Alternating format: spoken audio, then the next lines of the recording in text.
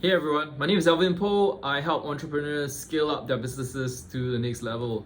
Today, something that popped into my inbox is about starting a business though. This came from a reader, and I can definitely answer that. It's got to do with he has three main questions. He actually graduated from a university 2 years ago and has a full-time job now, but really wants to start a business. So his three questions go like this. The first question is that he has an idea that's a proven model, is not something that's very unique. Well, first of all, that's perfectly fine.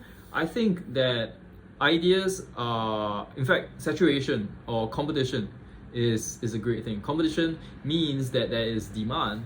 If you ask me, I would much rather be in a market where there is demand than being in a market where there is no demand, because that's a very scary place to be in.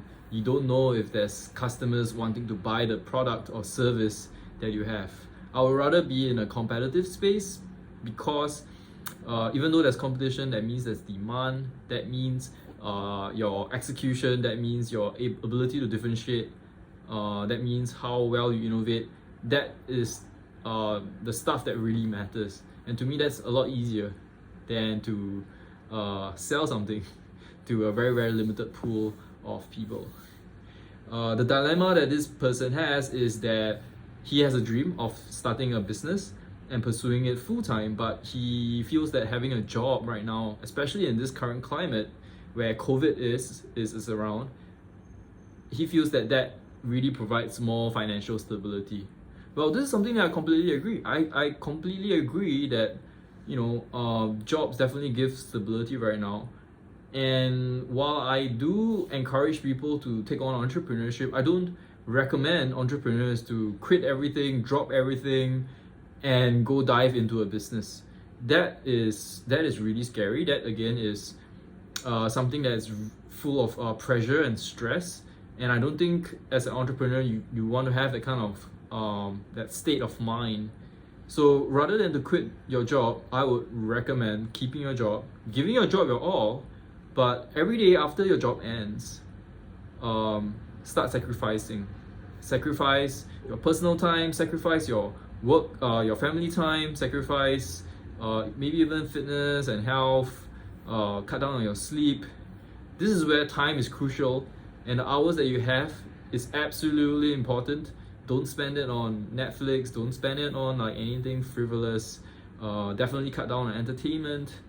But spend those hours on growing your business.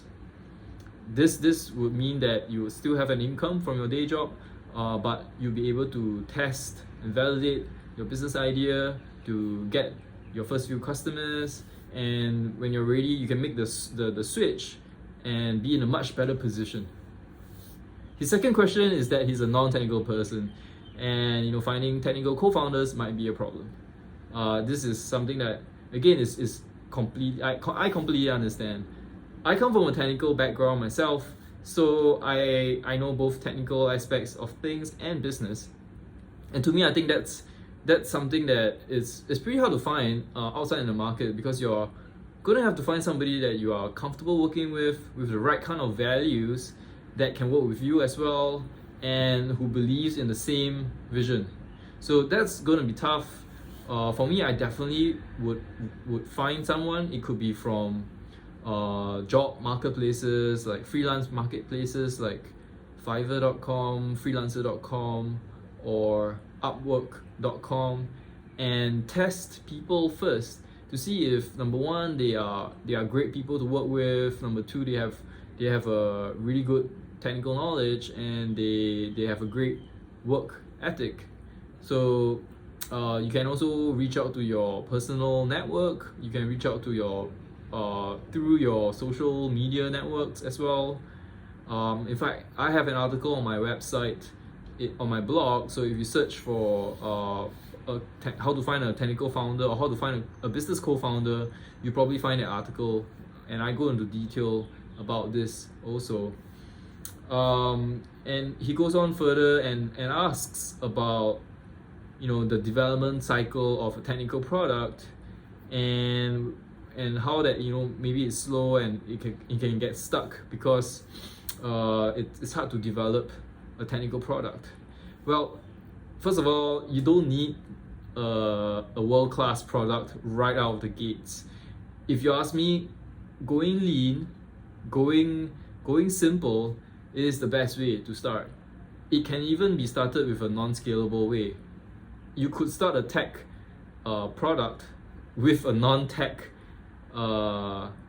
a proof of concept, or a non-tech kind of first product. So how you do that? Like, for example, if you want to start a marketplace, if you want to start a food delivery app, you don't really need to create an app. You can just have people like maybe message you, or go through a very simple website where they submit their information through a form, and that just basically proves whether or not you have a working model that people actually want. Because remember, a business is all about customers and giving them what they want and creating value, and it is that value that they are willing to pay for. So go super simple, start testing out your ideas in a non-scalable way to see that if it even like has traction before you go in, dive in, and spend like money and time developing a technical product. So the third question that he asks is product market fit. Now, he is concerned that he doesn't have experience testing product market fit, and I think that is probably untrue. Now, product market fit is not a complex science. Product market fit is basically knowing what it is that your market wants, and making sure that the product or service that you're developing and selling meets that. And it's something that's very, very logical. If you are in Antarctica selling a fridge to an Eskimo, that has always been a very, very popular example, but it's an example of maybe poor product market fit. You might not necessarily be able to sell fridges in Antarctica.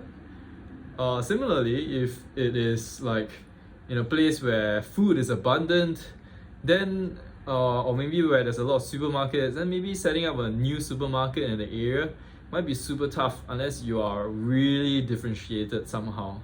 So product market fit can be, again, tested in a very, very simple way.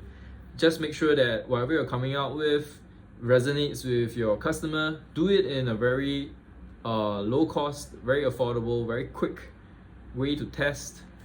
You can even use pen and paper, you can call people, you can do very, very manual stuff. But make sure that not only do you ask them about it or survey them about it, it is even better if you can get your customers to pay you for it. Do a deposit, do a refundable deposit, or do a pre-order, so that you get people who are actually willing to put skin in the game, or to actually put money where their mouth is. So that's completely different from just telling you, hey, I am interested. If I'm really interested and I'm willing to pay you, that's going to be so much a stronger validation for your product. So I hope that helped. Those are just some simple advice that I have regarding these questions. So if any of you have further questions, just drop me an email or reach out to me somehow, and I'll reply if I can. In the meantime, please subscribe to my channel, or maybe leave a comment if you have more questions. Watch out for my next video and stay tuned.